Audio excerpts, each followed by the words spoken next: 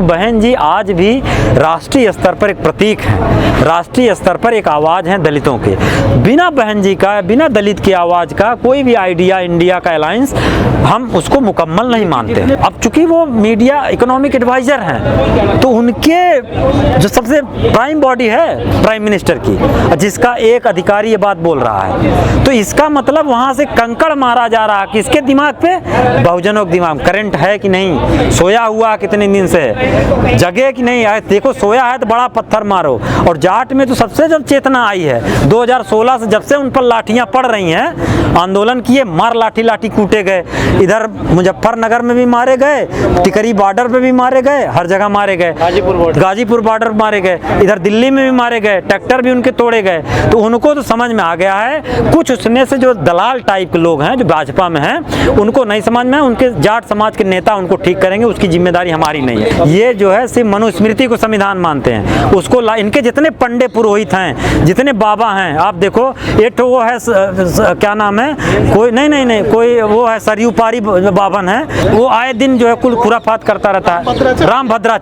राम भद्राचार जिसके पुरखों ने राम के खिलाफ काम किया, वो राम पर बड़ा बड़ा प्रवचन दे रहा है कि कोई भी इंडिया अगर होगा या कोई भी इंडिया की परिभाषा अगर लिखी जाएगी, वी द पीपल में बिना बहुजन का वी नहीं होगा, बिना बहुजन का कोई वी द पीपल की कॉन्सेप्ट ही नहीं होगा, बिना बहुजन के कोई आइडिया ऑफ इंडिया रन ही नहीं कर सकता। समस्या क्या है कि पिछले 70 सालों में 76 सालों में क्या हुआ है कि बिना बहुजन के इंडिया की संकल्पना को जो है संस्थानों के अंदर रोपा गया है। बहुजन है ना, उसमें अखिलेश यादव है, आरजेडी है, जेडीयू है। देखिए ये कोशिश है, मैं कह रहा हूँ कि कोशिश है, ये कोशिश साकार ले रही है, लेकिन अभी पूरी तरीके से नहीं हुए। इसमें और भी जो बिखरे हुई ताकतें हैं, और भी जो वंचित ताकतें हैं, उस सबको इकट्ठा कर लेना है, सारी एनर्जी को इकट्ठा करके कोशिश। मैं कह रहा हूँ कि हमारी कोशिश है कि कैसे बहन जी को इंडिया, मैं इसलिए कह रहा हूँ कि बहन जी आज भी राष्ट्रीय स्तर पर एक प्रतीक है, राष्ट्रीय स्तर पर एक आवाज़ है दलितों के।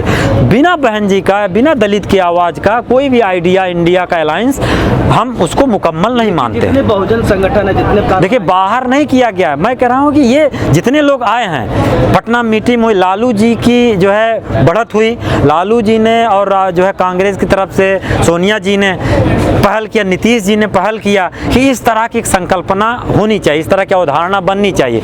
उस अवधारणा पे काम चल रहा है, उसकी एक मीटिंग हुई है, उस मीटिंग में इंडिया अलायंस जैसा एक स्वरूप निकल कर आया है। सवाल उठते रहे कि कांग्रेस को बड़ा दिल दिखाना चाहिए, लेकिन कांग्रेस में नजर नहीं आती है, बड़ा दिल नहीं दिखा पाती है। अब दिल तो देखिए क्या है, मामला क्या है, दिल का मामला नहीं है, ये मामला विचार का है। उसके विचार में जैसे हमारे विचार जो है इंक्लूसिव है, समावेशी है, तो उस समावेशी में जितने मार्जिनलाइज वॉइस हैं सब आएंगे। माइनॉरिटी की वॉइस हो, दलित की वॉइस हो, आदिवासी की वॉइस हो, ट्रांसजेंडर की वॉइस हो, महिला की वॉइस हो, हम सबको, जितने भी हाशिए का समाज है जिनकी कभी सदियों से सुना नहीं गया जिनकी आवाज़ों को, उन सारी आवाज़ों को इकट्ठा करने को, तो ये हमारा आइडिया ऑफ इंडिया है जिसमें सबका भारत हो, एक भारत हो, सब मजहब का और सब जातियों का मिलजुल कर भारत हो। वो भारत सिर्फ वोट देते समय ना हो, वो यूनिवर्सिटियों में भी दिखे। सवाल वही आ रहा ना, कांग्रेस ने कह दिया दिल्ली में हम अकेले चुनाव लड़ेंगे, तो फिर कहाँ ये इंडिया कहाँ? नहीं, अब मैं कह रहा हूँ कि मैंने कहा कि कोई मुकम्मल अवधारणा नहीं है, ये इन प्रोसेस अवधारणा है, एक प्रक्रिया में चल रहा है। इस प्रक्रिया में अभी बहुत साउथ के बहुत सारे संगठन बाकी हैं, बहुत सारे दल बाकी हैं जो इससे बाहर हैं, उनको जोड़ने के लिए आज एक कैंपेन शुरू हुआ है। ये कैंपेन 2 स्तर पर, एक तो जो हमारे बड़े बुजुर्गों और सामाजिक संगठनों के अंदर दुर्भावना और जो है एक तरीके से दूषित मानसिकता फैलाई जा रही है, नफरत की भावना फैलाई जा रही है, उनको कम करना है। तो उनके बीच में भाईचारा का संदेश आए, जो प्रियम्बल का जो संदेश है, बंधुता, फ्रेटर्निटी जिसको बोलते हैं, और एकता, वो कायम होगा, भाईचारा कायम रहेगा तो देश भी तरक्की करेगा, हर परिवार भी तरक्की करेगा, हर जात के लोग भी तरक्की। देखिए विवेक ओबराय जो है एक तरीके से जैसे हमारे कहते हैं ना, तालाब में कंकड़ मार रहे हैं, तो वो अब चूंकि वो मीडिया इकोनॉमिक एडवाइज़र हैं, तो उनके जो सबसे प्राइम बॉडी है प्राइम मिनिस्टर की, जिसका एक अधिकारी ये बात बोल रहा है, तो इसका मतलब वहाँ से कंकड़ मारा जा रहा है किसके दिमाग पे? बहुजनों के दिमाग। करंट है कि नहीं, सोया हुआ कितने दिन से, जगे कि नहीं? देखो सोया है तो बड़ा पत्थर मारो, ख़त्म कर दो। दूसरा चीज़ मैं कह रहा हूँ, प्रियम्बल छोड़िए, संविधान बदलने की बात है। भारत के कॉन्स्टिट्यूशन के अंदर अमेंडमेंट का प्रोविज़न है, उस अमेंडमेंट के प्रोविज़न के अंदर ही राज्यसभा में बिल पेश किया जा रहा है। अगर मैं कह रहा हूँ कि बेसिक स्ट्रक्चर को छोड़ करके, केशवानंद भारती केस के बाद जो है बेसिक स्ट्रक्चर को छोड़ करके संसद चाहे तो किसी भी संविधान के किसी भी पार्ट को अमेंड कर सकती है। अब अगर एक कॉन्स्टिट्यूशन के अंदर अमेंडमेंट के जरिए आपको कमज़ोर कर देंगे तो आपको इनको रोकने के लिए भी सत्ता चाहिए आपके पास। तो एक ही मात्र रास्ता है campaign for violence free India का, है कि 24 में इनको सत्ता से बाहर किया जाए, क्योंकि सत्ता में होकर के भी पार्लियामेंट में बिल लाएंगे, उसके जरिए अमेंडमेंट करेंगे। कॉन्स्टिट्यूशन क्या है? कॉन्स्टिट्यूशन में एक प्रोविज़न है जो है अमेंडमेंट का, उसके जरिए कर देंगे। और उसके लिए क्या होते हैं कि आपको मेजोरिटी की गवर्नमेंट चाहिए, मेजोरिटी के सांसद चाहिए, वो ले आएंगे। उसके लिए इनको दंगा कराना पड़े, जो है लोगों को तोड़ना पड़े, लोगों को मारना पड़े, लिंचिंग करना पड़े, चाहे जो भी करना पड़े, ये किसी भी हद तक जाएंगे और उसमें अल्टीमेटली जो है नुकसान हमारा है। मैं एक बात कह के ख़त्म करूँगा कि विद्रोही की एक लाइन है कि दुनिया हमारी भैंस है और कुछ लोग उसको कुदा रहे हैं। मुझे पता है वो लोग क्यों कुदा रहे हैं और अंत में नुकसान हमारा ही है। तो कहने का मतलब ये है कि जितनी भी बहुजन सौहार्द को, सामाजिक सौहार्द को जो लोग भी तोड़ने फोड़ने की कोशिश कर रहे हैं, अल्टीमेटली उनका कुछ नहीं, उनसे तो वोट दुहेंगे, नुकसान तो हमारा है। हमारा रोजी रोटी, हमारा धंधा, हमारी आइडेंटिटी के नाम पर जो है काम नहीं मिलेगा।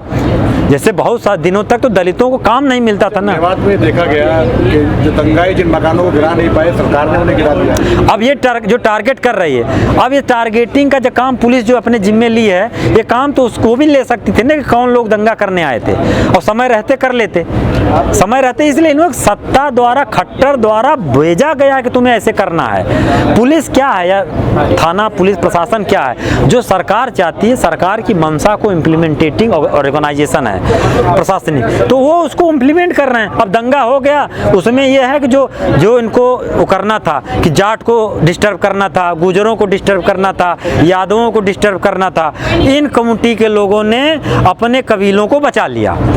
अपने कबूलों कहा कि हमारे लोग दंगे करने नहीं जाएंगे, फ्री में सत्ता तुम भोगोगे और मार काट और जब खून हमारा बहेगा। इन्होंने अपने आप को विड्रा कर लिया। तब ये जो है समझ गए कि तो बैकवर्ड जाट वोट में तो चेतना आ रही है, और जाट में तो सबसे जब चेतना आई है 2016 से, जब से उन पर लाठियां पड़ रही हैं, आंदोलन किए, मार लाठी कूटे गए। इधर मुजफ्फरनगर में भी मारे गए, टिकरी बॉर्डर पे भी मारे गए, हर जगह मारे गए, गाजीपुर बॉर्डर मारे गए, इधर दिल्ली में भी मारे गए, ट्रैक्टर भी उनके तोड़े गए। तो उनको तो समझ में आ गया है। कुछ उसमें से जो दलाल टाइप के लोग हैं जो भाजपा में हैं, उनको नहीं समझ में है, उनके जाट समाज के नेता उनको ठीक करेंगे, उसकी जिम्मेदारी हमारी नहीं है। 77 सालों में दलितों को प्रधानमंत्री नहीं बना, क्या दलित प्रधानमंत्री? अरे एकजुट रहेगा तब ना प्रधानमंत्री बनेगा। इस देश में डेमोक्रेसी है, देश में डेमोक्रेसी है। बहन जी भी, अखिलेश भी, लालू जी, और जो है नीतीश जी, सब बैठेंगे तब ना फैसला होगा कि भाई किसको बनाना है। बैठबा ही नहीं करेंगे तो फैसला कैसे होगा? आपको क्या लगता है बीजेपी आरएसएस के जो लोग संविधान बदलने की बात करते हैं, तो क्या इनकी मंशा लगती है, क्या दिक्कतें लगती हैं और क्या चाहते हैं ये? अरे इनका बहुत पुराना, इनका चल रहा मनु जो है संविधान से, ये जो है सिर्फ मनुस्मृति को संविधान मानते हैं। उसको इनके जितने पंडे पुरोहित हैं, जितने बाबा हैं, आप देखो एक तो वो है क्या नाम है, कोई नहीं कोई वो है सरयू पारी बावन है, वो आए दिन जो है कुल खुराफात करता रहता है। राम भद्राचार जिसके पुरखों ने राम के खिलाफ काम किया, वो राम पर बड़ा बड़ा प्रवचन दे रहा है, ये भी राम के खिलाफ बोलता है, चौपाइयों को समझे। और नए मेरा कहने का मतलब ये है कि सारे जो मंडली है, ये सारी मंडली में तुम रामचरितमानस की बात करते हो, तुम बीजक की बात क्यों नहीं करते? तुम गुरु ग्रंथ साहब की बात क्यों नहीं करते? तुम कबीर की बात क्यों नहीं करते? रैदास की बात, या दलित बैकवर्ड जितने हैं वो बीजक का, कबीर के बानियों का पाठ क्यों नहीं कराते हैं? रामचरितमानस कविता ही है ना, कविता या रामचरितमानस एक जो है काव्य ही है। तुम उनकी कविताओं का पाठ करते हो अपनी कविताओं को नहीं पाठ करते कि रज्जब ने क्या लिखा, दादू ने क्या लिखा, पीपा ने क्या लिखा, सेना ने क्या लिखा, रैदास ने क्या लिखा। रैदास ने तुम अपने कवियों को नहीं, बोल रहे हैं तुम्हारा कविता जो है धर्म ग्रंथ है और कबीर की कविता धर्म ग्रंथ नहीं है। रामायण साक्षात राम, क्या राम है? साक्षात रामायण को वो क्या रामचरितमानस कविता नहीं है, श्लोक नहीं है, अवधि भाषा में लिखा हुआ चौपाई नहीं है। मैं यही पढ़ाता हूँ, मैं लिटरेचर ही पढ़ाता हूँ, ठीक है, मैं लिटरेचर ही पढ़ाता हूँ। बीजेपी का पूरा मकसद क्या है? वो मकसद ये है कि कैसे देश के मेजॉरिटी को माइनॉरिटी बनाना है। कैसे माइनॉरिटी बनाओगे? माइनॉरिटी तभी बन सकता है जब उसको जात में तोड़ दो, जात के बाद गोत्र में तोड़ दो, गोत्र के बाद मजहबों के अंदर विखंडित कर दो। तो जो बहुजन संकल्पना है, वो जो मेजॉरिटी को पिछड़ा है, जाटों को गैर जाटों से अलग कर दो, पिछड़े में बैकवर्ड के अंदर यादव को गैर यादव से अलग कर दो। तो अगर जिस दिन आपका ये पूरी संकल्पना टूट गई, जिस दिन बहुजन की संकल्पना कमजोर हो गई, उस दिन बीजेपी जीत जाएगी। और बीजेपी के जीतने का रास्ता भी यही है। आप बहुजन हैं, आप मेजॉरिटी में हैं, आपको माइनॉरिटी में कर देंगे। जाति और मजहब और आइडेंटिटी को आधार बना करके जिस तरीके से लिंचिंग हो रही है, जिस तरीके से हत्याएं हो रही हैं, कत्लेआम हो रहा है, देखा है आपने ट्रेन में क्या हुआ कि अब तो जय श्री राम से भी आगे ये निकल गए हैं कि अगर आपको इस देश में रहना है तो योगी मोदी कहना पड़ेगा। यानी कि नारा बदल गया।